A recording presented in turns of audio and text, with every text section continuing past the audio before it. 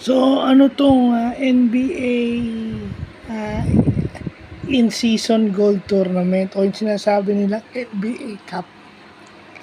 Ito yung in-season tournament na ito ay gagawin within the season o yun yung ngayon. Nagsisimula na yan ngayon. Kasi yung pagcha-champion dyan is merong cash incentive.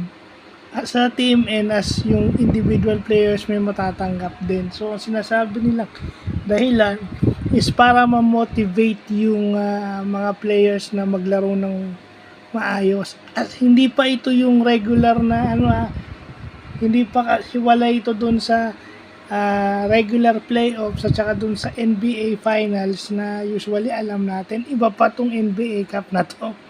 So, ibig sabihin manalo ka rito, manalo ka dito, mataas ang kumpiyansa mo. At saka, ang maganda rito, pag nanalo ka rito, hindi nanalo ka ng NBA Championship, maganda. Dalawa na ipanalo mo sa isang taon. Hindi kagaya nung dati na sa buong season, isa lang yung maipapanalo mo. At saka, pwede rin namang nanalo ka, may team na nanalo sa in-season gold tournament, tapos meron pa talagang NBA champion na iba ring team. So maganda yon in terms of parity, competition, and mas kagana-gana yun nga lang. Kasi nga, dahil nga ngayon lang to nauso, ito ibinase dun sa football. Hindi natin alam kung sa soccer o dun sa American football na base to, pero malamang to sa soccer. Yung mga ganun. Bago lang kasi to, ngayon lang to ginawa ng NBA, so parang hindi katanggap-tanggap to sa karamihan. Hindi katanggap-tanggap to sa karamihan na kasi bago lang eh. Siyempre pag bago, hindi pa ginagawa before o hindi pa nasusubukan, siyempre yun na ka dun sa mga ganyan. Pero para sa akin, kung akong tatanungin, maganda. Kasi nga naman kung nag-finals ka, yun eh. Kasi yung dati, pag nag-NBA champion ka, natalo ka sa NBA finals, wala. Talunan ka.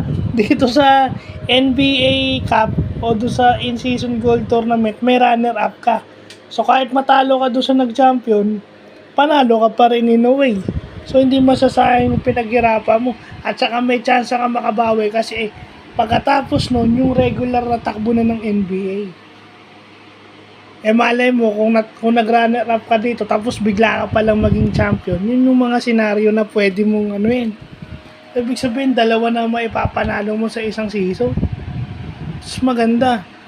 At saka hindi mas mag-i-improve yung mga players kasi may cash prize eh. May motivation eh. May motivation na pag gumanda laro ko dito, di ba? At saka yung mga hindi ginagamit, pag ginamit, mas ganado. At saka mas magpapakita. Kasi meron na silang added motivation ngayon. Kasi pag ginamit ka, hindi mo alam kung gagamitin ka hanggang dulo. Dito. Kahit pa paano, kung ginamit ka, maganda na ipinakita mo, may cash prize ka pa. So, yun yung maganda. Iba rin to si Adam Silver talagang mag-aano siya para hindi kasi hindi na-appreciate ng iba, pero sa akin na-appreciate ko. Kasi lalo na ngayon, ang dami na naman yung kumpul-kumpul sila, gaya ng Clippers, di ba? Malay mo dito sila magkaroon ng breakthrough kasi nasa kanila na si James Harden. Matagal nang hindi na nanalo to eh. Di ba? Malay mo dito manalo, di ba? So, yun lang po.